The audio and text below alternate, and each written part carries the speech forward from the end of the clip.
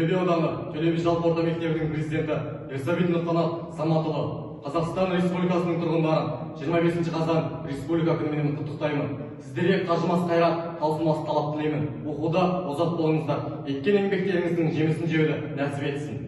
Мен Төле би жалпы орта мектебінің Жасұлан ұйымының ұлан басшысы 10-шы сынып оқушысы Бегала Жанайлы. Сіздерді республика күнімен құттықтай отырып, жұмыстарыңызға табысты жетістіктер және оқушыларыңыздың оқуда озат болуын тілеймін. Біз осы челленджді Қазақстан жалпы орта мектебінен қабыл алдық. Осы челленджді жеңіс мектебіне жолдаймыз.